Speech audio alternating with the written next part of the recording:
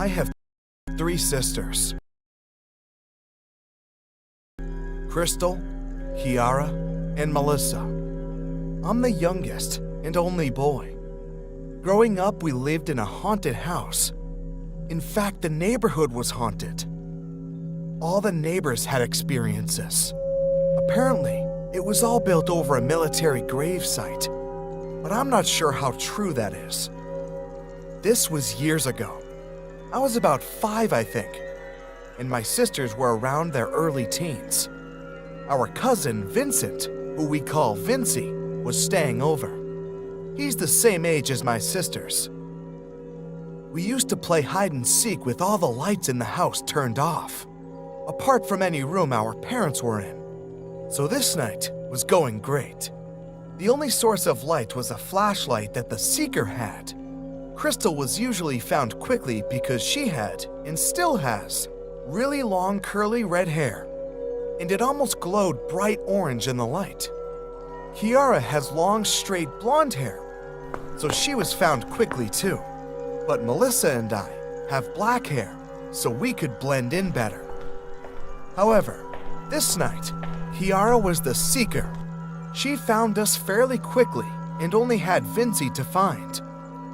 So she went to our parents' room and shined the light inside. Our parents had 2 white wardrobes that were attached on either side of a white dressing table, with a mirror on top of it. Kiara could see one of the wardrobe doors was slightly opened, and inside of it, in the darkness, she could see eyes staring out at her. She laughed and shouted, "Found you, Vincy!" But the eyes didn't move. They just stared at her. "I see you, Vincy," she laughed again. Suddenly, on the opposite side of the room, the curtains of the window flew open, and Vincy jumped from the window ledge laughing. Kiara looked at him in confusion. But I thought. Suddenly the confusion turned to fear when she looked back at the wardrobe. The eyes were still there, wide and staring at Vincy, but then slowly looked back in her direction. Kiara screamed and quickly turned on the room light, and they could both now see that the wardrobe was empty. Nobody hiding, no pets, no boxes, nothing. Hide and seek in the dark soon became a memory after that.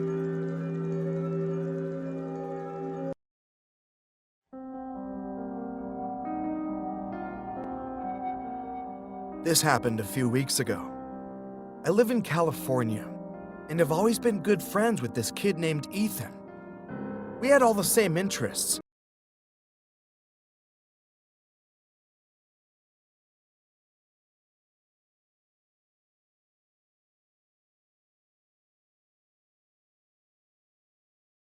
So we got along great.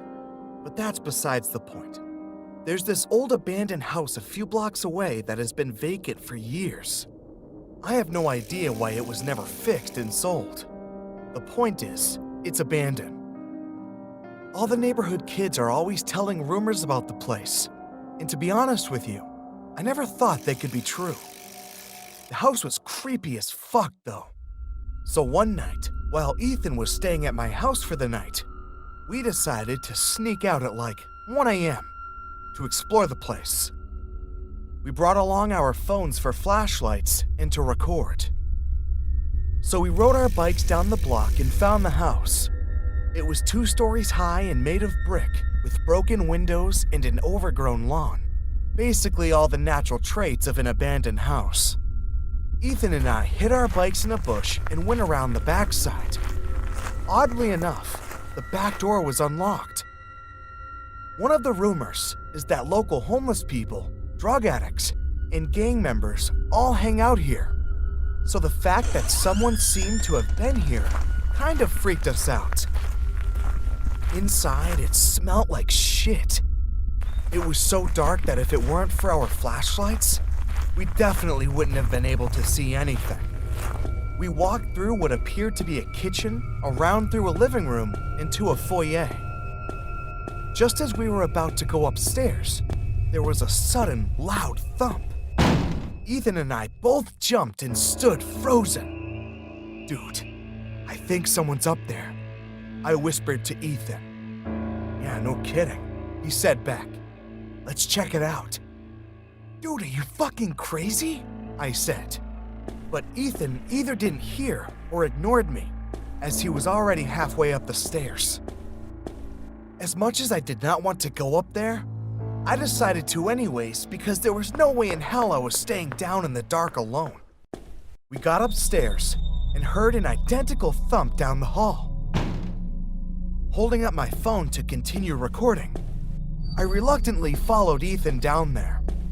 We approached the doorway and glanced through to see someone standing by the window. It was so dark, all we could make out was a brown sweater he was wearing. We knew he had to know we were here, because we had already shown the flashlight on him. Ethan began to cautiously walk towards the guy. I stood back by the doorway. Ethan walked up to the guy, strained his body to look at his face, and screamed. He shoved the guy, who fell to the floor, stiff like a statue, and grabbed my shirt collar as he tugged me away from there. I dropped my phone as we nearly trampled each other running down the stairs and out the back door. We got on our bikes and pedaled fast as possible back home. Apparently, when Ethan had walked up to the stiff man, he realized that the man was some sort of taxidermied human, with black sockets where his eyes had been taken out. At the same time, he heard a crack in the floorboards from across the room and saw the silhouette of a man huddled in a dark corner watching him.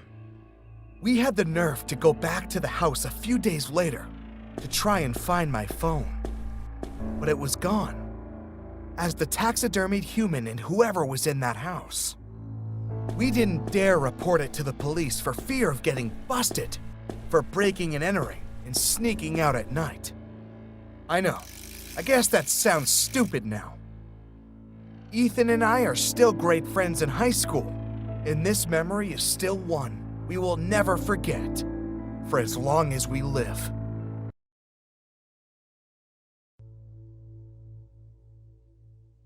A few years ago, while I was in high school, the deep web was becoming very popular.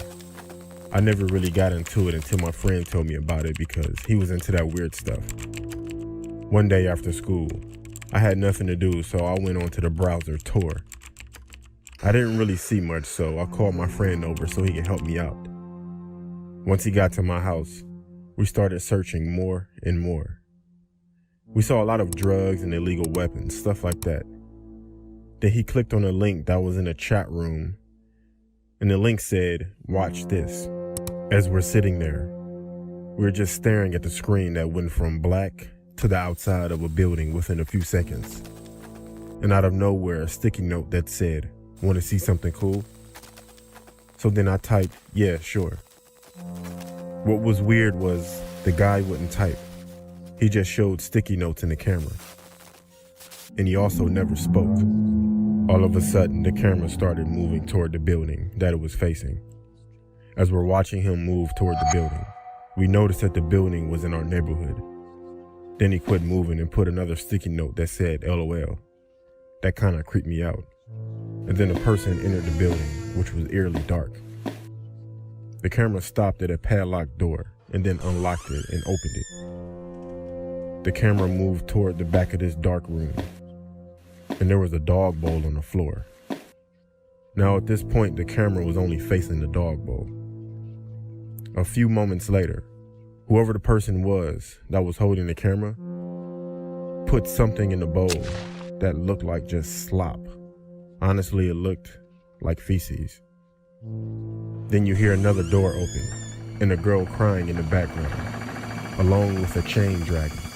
This girl shows up in the camera crying with a chain around her neck.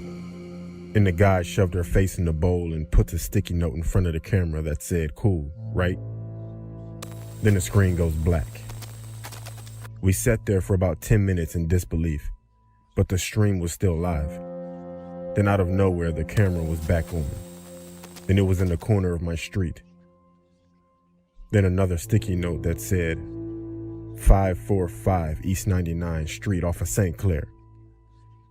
That was my address. Then another sticky note that said, "Open the door." We sat there confused, then out of nowhere, a knock at the door. I grabbed my phone, jumped up, and we both ran to the back door. Then we heard a knock at that door right before I grabbed the handle. At that point, we had someone at the back door and someone at the front door knocking. We were stuck. Critical thinking wasn't my strength at that point. We ran upstairs, called the cops, and locked ourselves in my room. The cops showed up, but no one was outside. Only items that the cops found were 100 sticky notes, all with my address written on them. I told the cops about the building with the girl, and they found it. The girl was 14 and had been missing for 5 weeks. We moved out of that house within a week. But I would never visit the deep or the dark web again.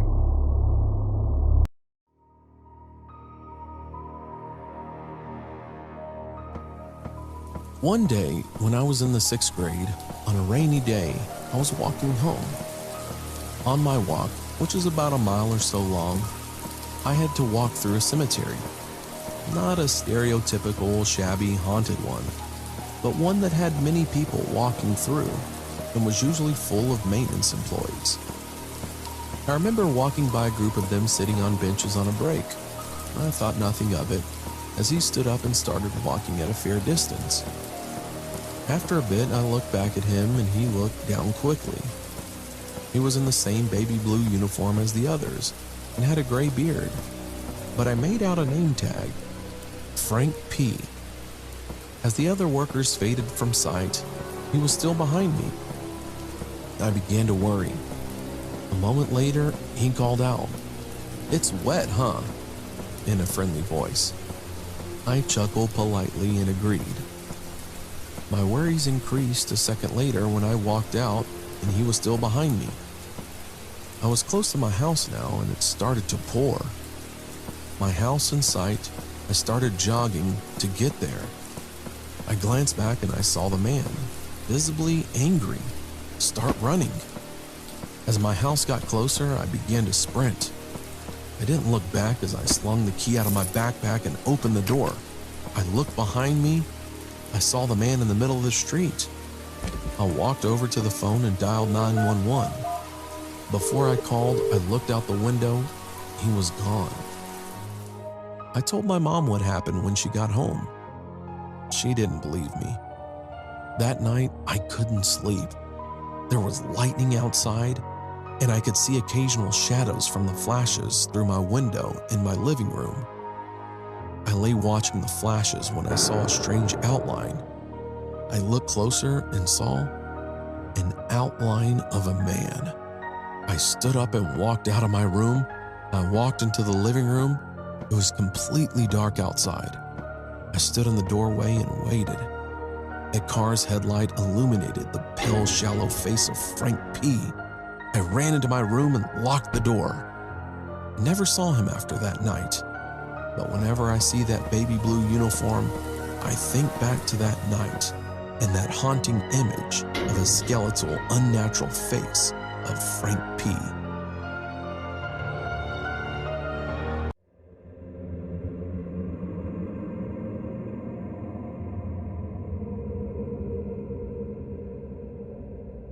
This is a true horrifying incident that happened to me when I was very young.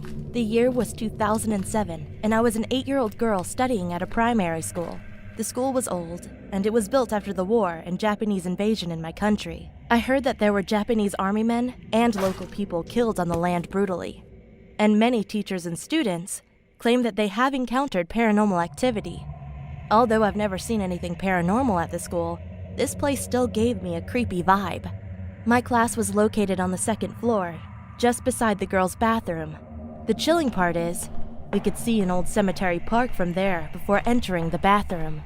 One day, when I was studying in my class, I wanted to pee, so I asked the teacher's permission and went to the bathroom. I got into the first stall and locked the door.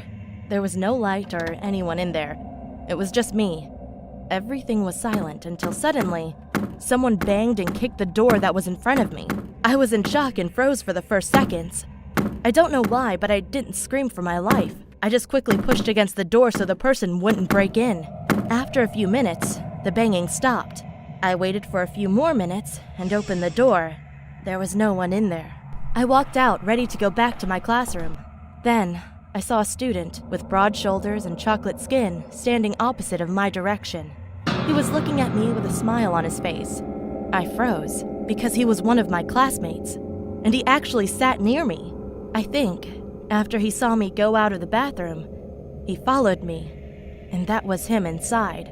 I quickly returned to my classroom and didn't speak of anything about it to anyone. The student soon went in and sat down quietly. I cannot recall his name, but I still remember this incident even now. I will never forget this horrifying experience. I wonder what would have happened to me if I didn't lock the door, or if he had successfully broke in that day.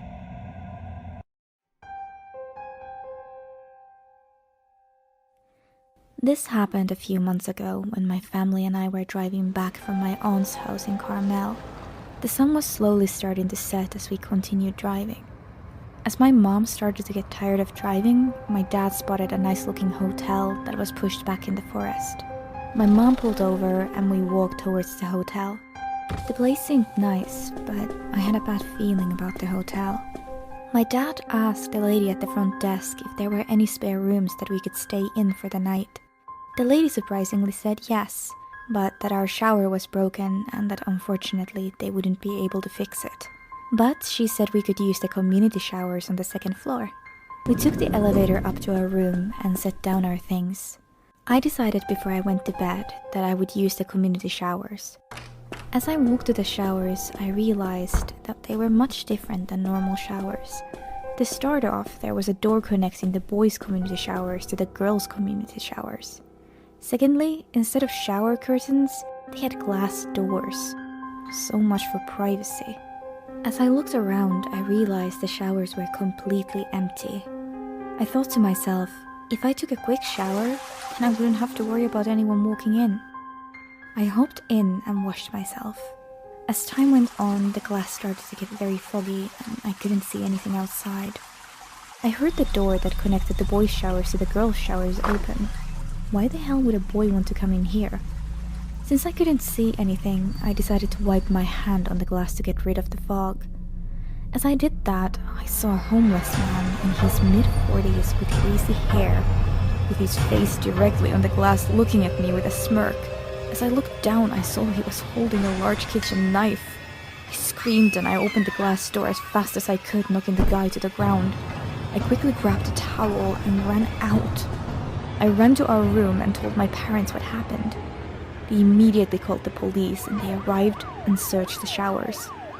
They found him knocked out in the same position I had knocked him out in. Apparently, he was a registered sex offender and even went as far as to raping a girl my age. They arrested him and I'm not sure what they did after that. This story still terrifies me to this day, and I never went back to the hotel in fear that I might see him again.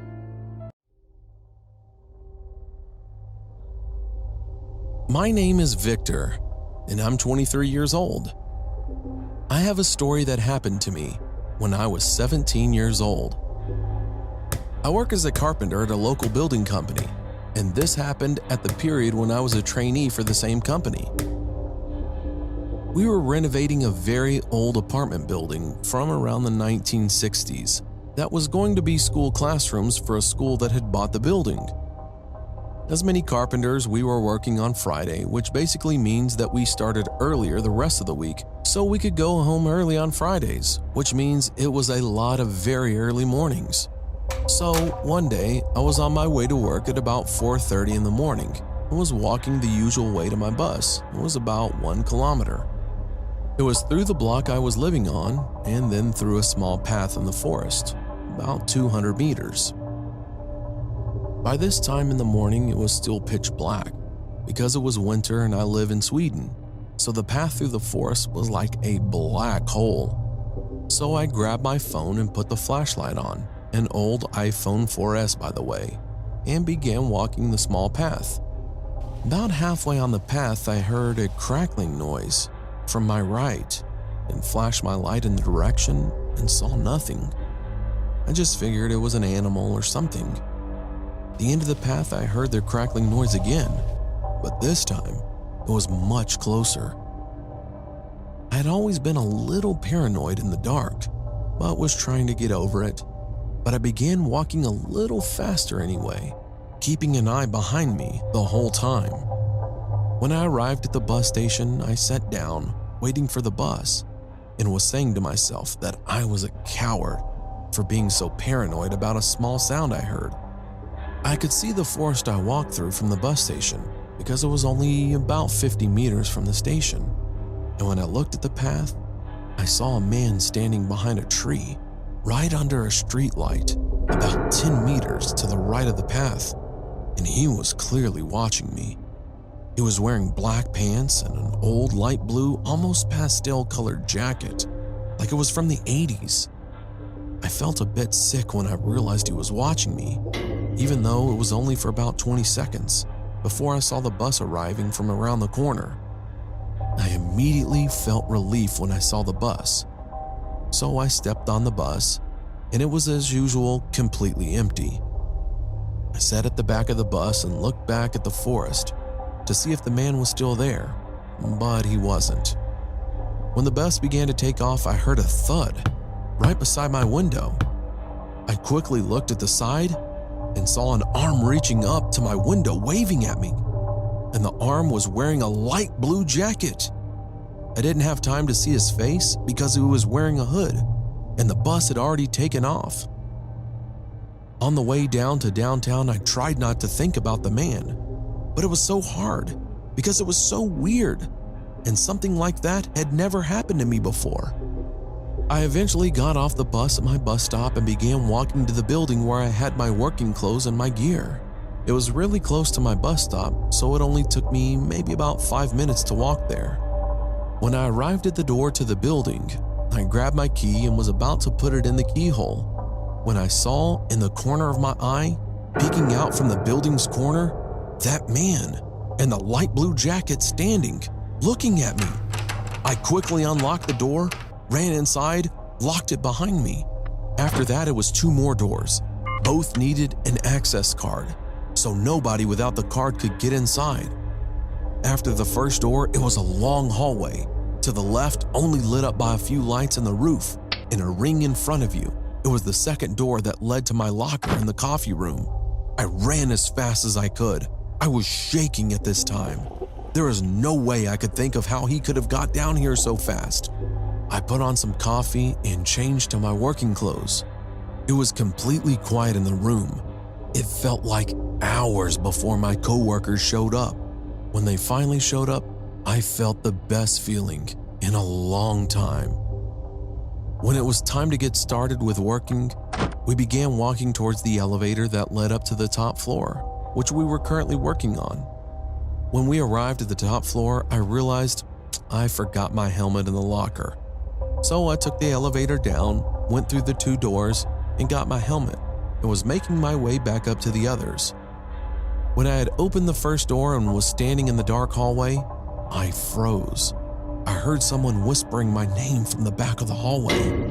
I looked down the hallway and saw the same man, the same light blue jacket. He was standing there looking at me. Then he said something I will never forget. "You look so peaceful when you sleep, Victor," he said in a deep but shaking voice. I felt my whole world shatter when he said that. Then I ran for it. I opened the door and slammed it behind me. I ran to the elevator and smashed the button to the top floor. It felt like I was going 100 floors before I got to the top. I ran to the others and told them what happened. They just laughed at me and thought I was silly, saying that nobody can get in there without a card. I planned to call the police, but I didn't for some reason. Probably because I didn't want to look like a coward in front of the others. Eventually, I never saw that man again. I don't know if I was hallucinating or he was really there. I have no idea. But I never walked the same path to my bus again, and I always sleep with my curtains down. even to this day.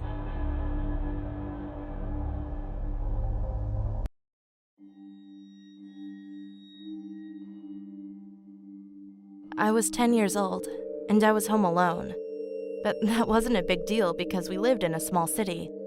My mom and dad were at my grandma's house. I couldn't go because I was sick.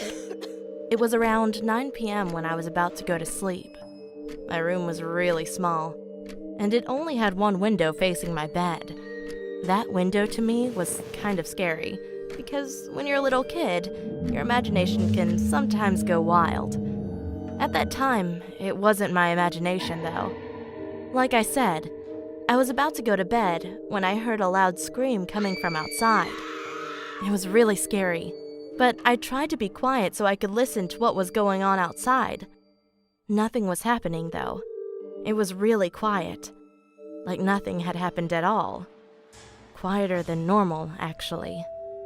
Some time had passed, and everything seemed okay, so I just laid down and tried to sleep. 1 hour later, I heard that loud scream again, but this time, it seemed to be closer. I froze. I was so freaked out I couldn't even move. 30 minutes later, again, the same scream. At that point, I was about to cry. I don't know why, but that scream wasn't just a scream. It was at this high pitch, and it was just so creepy. Finally, 15 minutes later, I saw something at that window. It was a really skinny woman, and she seemed so happy for some reason. She was smiling, and her smile was so big and creepy. When I saw her, I started crying, and she started screaming again. I was horrified. She was just looking at me, smiling and screaming for the whole night. The next morning, my parents came back home, and I told them everything. They called the police, and the police found out that my window, that was facing my bed, was broken. But it didn't seem like it was broken with some sort of weapon, but as if it were broken by a really high pitch.